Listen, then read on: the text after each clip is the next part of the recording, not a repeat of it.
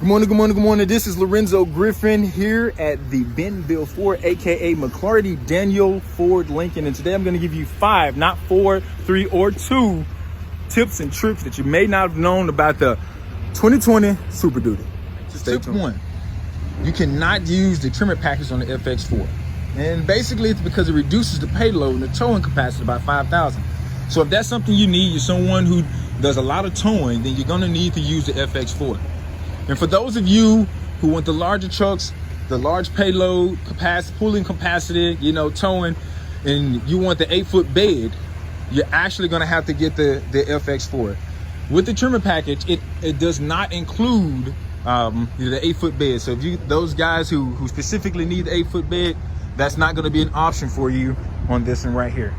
But as far as the trimmer package, it is available on the 250, 350, but not the 450. So just keep that in mind when you're actually going out and you're looking for your next Super Duty. All right, so take a look at the top.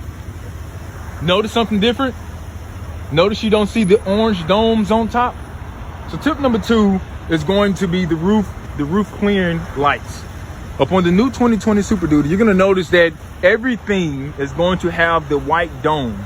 You're gonna sit on the sides with the lights. You're even gonna sit on the back of the cab. You're gonna have that white LED lighting for the most part. Now in the front, where you're normally seeing the amber light, even though the dome is not orange, it's not that bright orange dome, but you're still gonna have the amber lighting in the inside. So just keep that in mind. It is gonna be something that gives the vehicle a new clean look, but you're still gonna have the same effect as you had on the previous 19 model. All right, so now, for the first time in history, Ford history, there's going to be a change. With each vehicle, you get different packages, different comfort levels, different trims. But on the black accent package for the new 2020 Super Duty, you're going to have the chance to get the blue Ford logo in black. It's only in the black accent package. It is definitely a step in a different direction. We're used to the blue logo, the Ford logo, but it will be something additional that you will get a chance to see. Something that some of you may like, some of you may not like, but it is an option once you get the black accent pack. All right, Team Ford. So now on the inside, I'm going to show you a couple of things that you probably didn't know about the new 2020 Super Duty. All right, team. So now we're going to go ahead and go into trick or tip number 4. So a lot of us use our phones a lot on a daily basis. As a matter of fact, most phones are sent to give us about up to 8 hours of phone use. But some of us have applications running all the time, and we find ourselves losing battery, and we need to be able to, keep our phones active and powered up. So one of the things you're going to see on here is that just like in some of our old vehicles, you're going to notice that we have the Type A, the USB Type A, but in the 2020, you're also going to have the USB Type C. So if you're somebody who has maybe a new LG or a new Samsung phone, you're now able to go ahead and power your vehicle. Power your phone up here using the USB Type C. You don't need an adapter, use multiple cords or anything of the sort. But let me add this to it. Since we now have multiple ways, not 1, not 2, but now 3 ways to go and charge your phone. What if you find yourself in a position where you don't have your cord? You left your cord at work, at home, or maybe you just dropped it somewhere. You now have the option to wireless charge. Now keep this in mind. If you have a larger phone of the sort, maybe the 11 Plus or the iPhone 11 Plus or the Samsung 11, or maybe you got the, what's the larger version of the Samsung?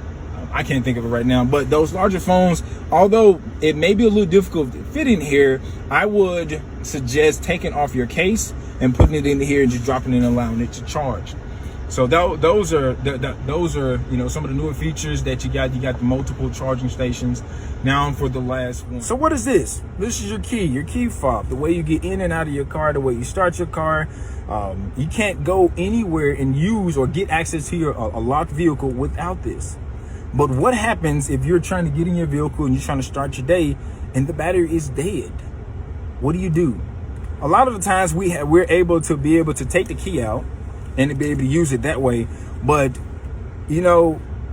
how are you going to start your vehicle? How are you going to get to where you can use the vehicle and actually go and get a key battery, because maybe that's your only way of going somewhere?